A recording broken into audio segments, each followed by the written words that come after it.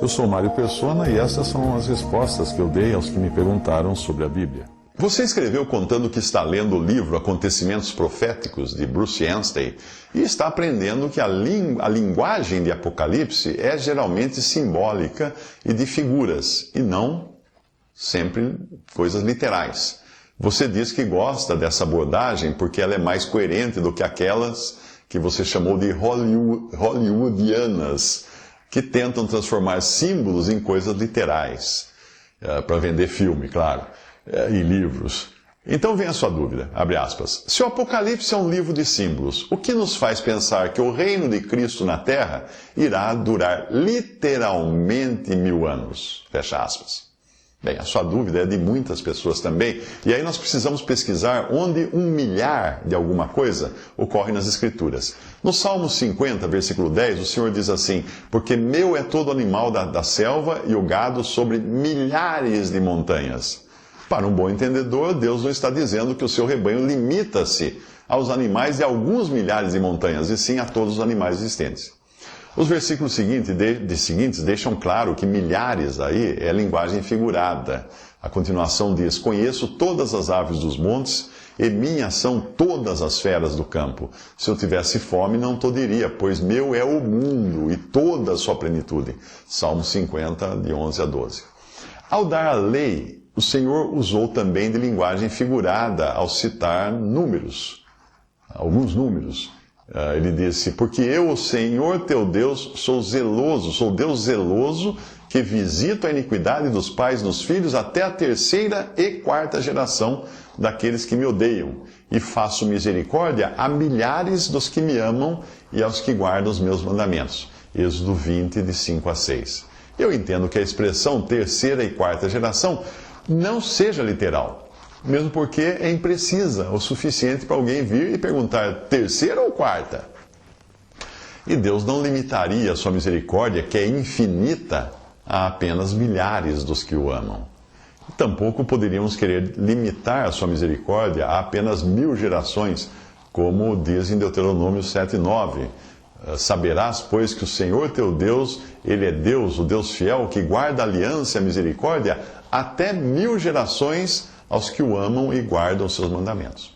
Então, isso é linguagem simbólica, sim. Então nós podemos entender que existem, sim, 1000 e milhares usados na Bíblia como figura de linguagem, como quando digo a alguém: faz 1 século que eu estou esperando por você. Ou como quando a letra de uma canção popular chamada 1000 Years diz assim: I have loved you for 1000 years. I will love you for 1000 more. A tradução é: eu te amei por 1000 anos e te amarei por outros 1000. Alguém com dificuldade para entender linguagem poética poderia questionar: como poderia essa cantora que não passou dos 30 anos ter amado por 1000 anos?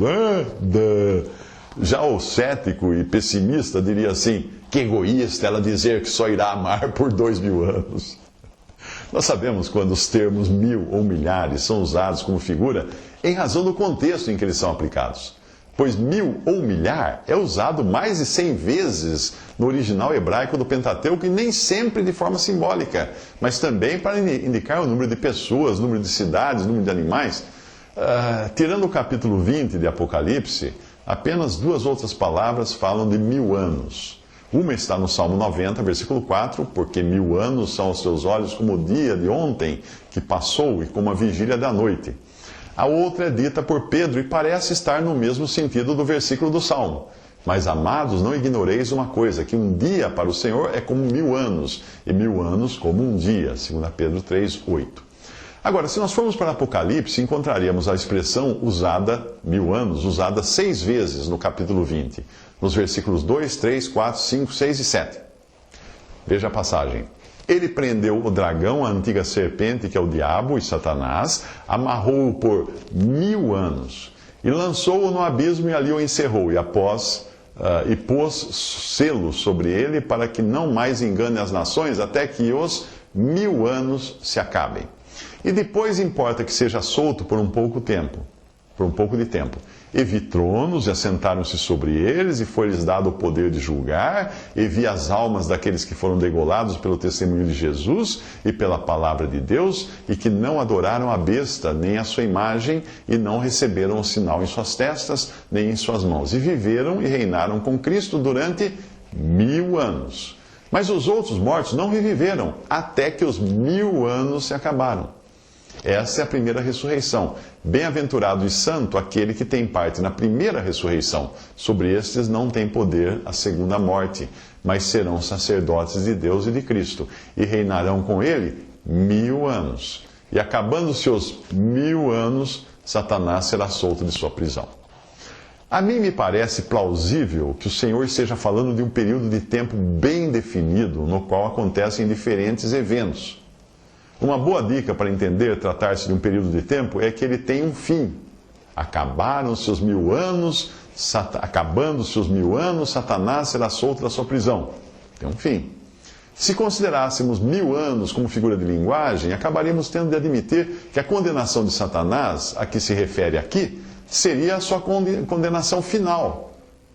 Mas não é o que mostra o versículo que diz que Satanás será solto de sua prisão depois de 1000 anos. E pensar nos 1000 anos como figura de linguagem faria perder o sentido da soltura de Satanás para voltar a agir na terra. Percebe? E sairá a enganar as nações que estão sobre os 4 cantos da terra, Gog e Magog, cujo número é como a areia do mar, para as juntar em batalha. E subiram sobre a largura da terra, e cercaram o arraial dos santos e a cidade amada, e de Deus desceu fogo do céu e os devorou. E o diabo que os enganava foi lançado no lago de fogo e enxofre, onde está a besta e o falso profeta, e de dia e de noite serão atormentados para todo o sempre. Agora sim. Apocalipse 20, de 8 a 10. Agora sim nós temos a condenação final e eterna para todo sempre do diabo, que nos ajuda a enxergar sua primeira detenção como provisória e de duração limitada, 1000 anos. Dos 6 versículos que eu mencionei antes, 3 têm a ver com Satanás, 2 com o reino dos santos, com Cristo, e o 6º indica o período entre a ressurreição dos santos e a ressurreição dos perdidos. Todos esses eventos têm em comum um período definido de 1000 anos, porém são vistos de diferentes ângulos. Entendendo que entre a ressurreição dos santos e a ressurreição dos perdidos existe um período de 1000 anos, isso nos ajuda a entender também outro termo que Jesus usa como indicação de tempo, a hora, que é mencionada por Jesus, aí sim no sentido figurado, nos evangelhos. Em verdade vos digo que vem a hora, e agora é, em que os mortos ouvirão a voz do Filho de Deus, e os que ouvirem viverão. Não vos maravilheis disto, porque vem a hora em que todos os que estão nos sepulcros ouvirão a sua voz. E os que fizerem o bem sairão para a ressurreição da vida, e os que fizeram o mal para a ressurreição da condenação. João 5, 25 a 29. Muitos são erroneamente ensinados com a ideia de que uma pessoa que creu em Jesus como seu Salvador só poderá ter certeza da sua salvação quando estiver diante do grande trono branco de Apocalipse, no juízo final, em Apocalipse 20, versículos 11 a 15. As pessoas que dizem isso erram porque elas tentam usar de versículos bíblicos de uma revelação ainda em andamento, sem considerar que nós só podemos enxergar a imagem do quebra-cabeça depois de termos todas as peças no lugar. Por terem sido ensinadas apenas naquilo que havia sido revelado até o Antigo Testamento, elas acabam se agarrando à mesma revelação que Maria, irmã de Lázaro, tinha, quando Jesus compareceu ao funeral de seu irmão, sem perceber que ali mesmo ele colocava mais uma pecinha no quebra-cabeça.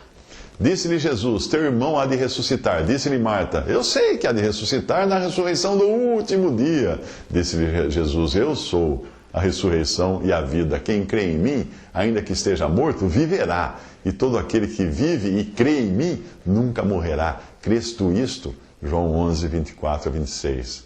Com a revelação completa dada a partir de Jesus e culminando com o ensino do apóstolo Paulo, complementada pela revelação de Apocalipse, nós podemos ter a certeza da salvação no exato momento em que cremos no Salvador. Já agora.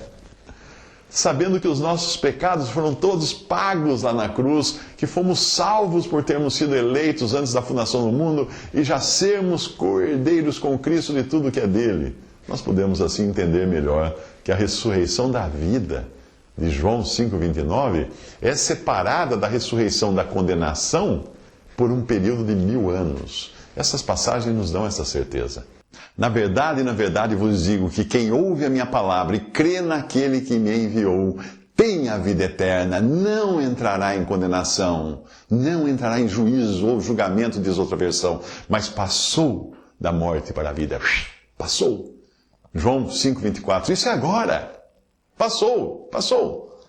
Bendito o Deus e Pai de nosso Senhor Jesus Cristo, o qual nos abençoou com todas as bênçãos espirituais nos lugares celestiais em Cristo, como também nos elegeu nele, antes da fundação do mundo, para que fôssemos santos e irrepreensíveis diante dele em amor, e nos predestinou para filhos de adoção por Jesus Cristo para si mesmo, segundo o beneplácito da sua vontade, não da minha, da sua vontade, para louvor e glória da sua graça, não da minha, pela qual Ele nos fez agradáveis assim no amado, em quem temos a redenção pelo seu sangue, a remissão das ofensas, segundo as riquezas da sua graça, Efésios 1, de 3 a 7. A retirada das ofensas é para quem crê em Jesus já, garantida.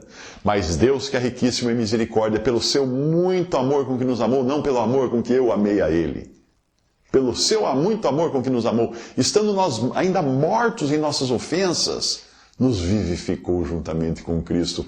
Pela graça sois salvos. E nos ressuscitou juntamente com Ele, nos fez assentar nos lugares celestiais em Cristo Jesus. Isso já é uma posição que Deus coloca ao crente a partir do momento que ele crê em Jesus como seu Salvador, para mostrar nos séculos vindouros as abundantes riquezas da sua graça, pela sua benignidade para conosco, não a minha benignidade para com ele, que eu não tenho nenhuma, pela sua benignidade para conosco em Cristo Jesus, porque pela graça sois salvos por meio da fé. E isto, a fé e a graça e a salvação, não vem de vós, é dom, é dádiva de Deus. Não vem das obras. Olha aqui para o meu dedo. Não vem das obras. O Espírito Santo está dizendo isso na palavra de Deus. Não vem das obras, para que ninguém se glorie. Por quê? Porque alguém ia poder falar assim, estou aqui no céu porque eu fui um cara muito legal, fiz coisa muito boa, dei muitas esmolas, ajudei muita gente. Não vem das obras, para que ninguém se glorie. Porque somos feitura sua, criados em Cristo Jesus para as boas obras, as quais Deus preparou para que andássemos nelas, quando? Depois de salvos.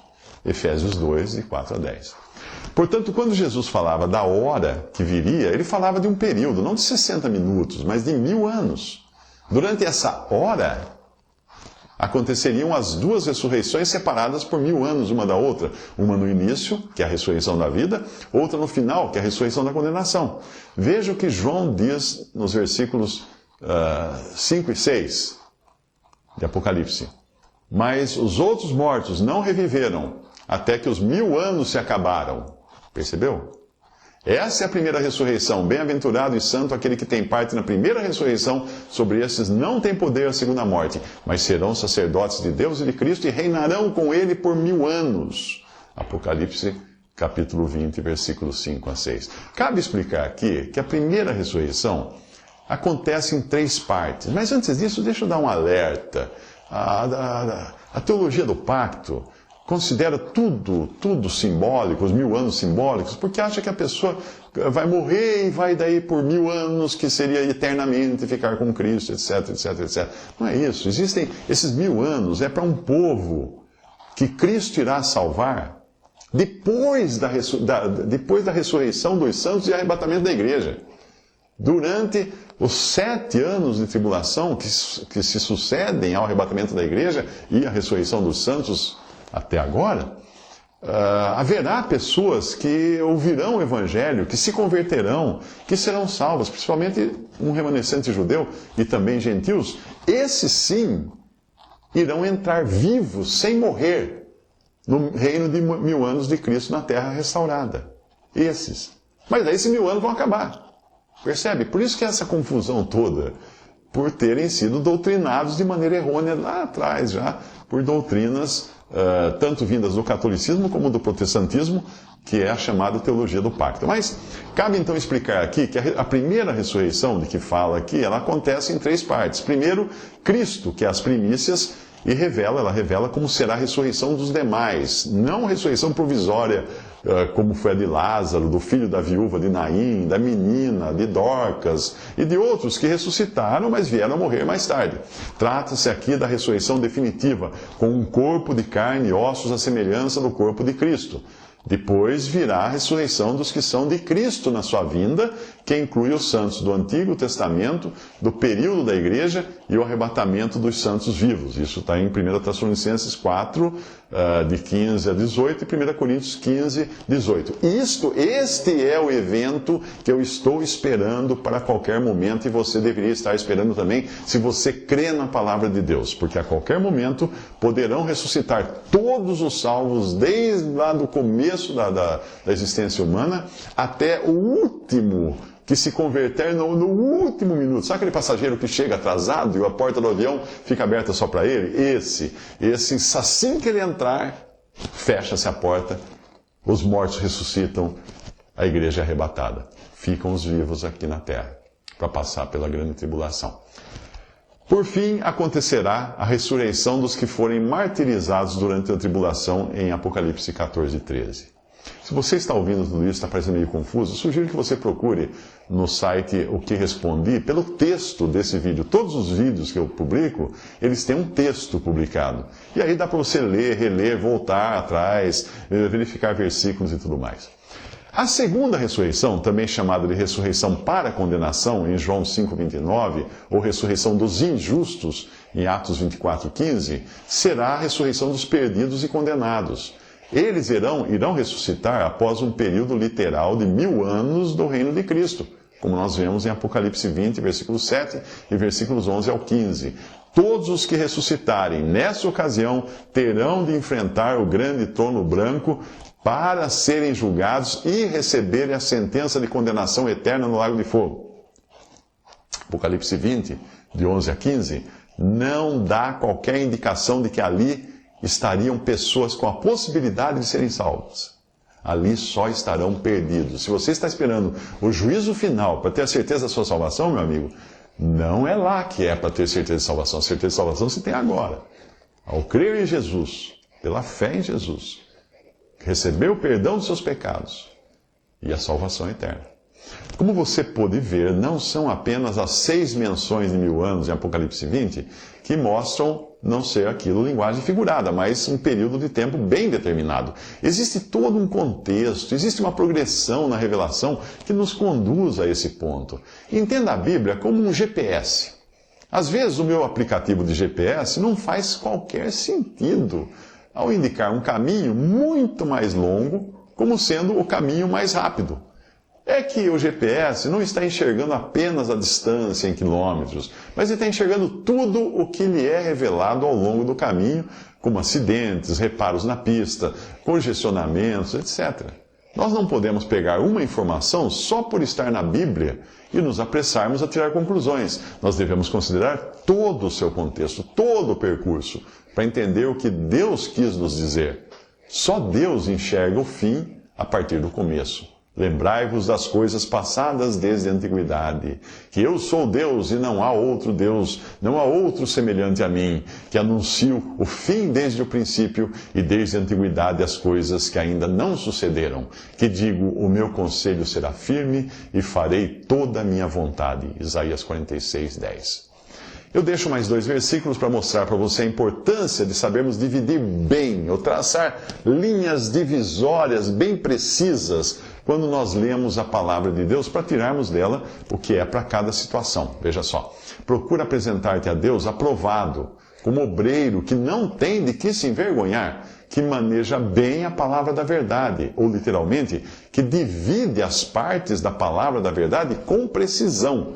2 Timóteo 2,15. A outra passagem é: disse-lhes Jesus, entendestes todas estas coisas? Disseram-lhe eles, sim, Senhor. Ele disse-lhes, por isso todo escriba instruído acerca do reino de Deus, do reino dos céus, é semelhante a um pai de família que tira do seu tesouro coisas novas e coisas velhas. Mateus 13, 51 a 52. Visite respondi.com.br. Adquira os livros ou baixe e-books. Visite 3minutos.net. Baixe o aplicativo.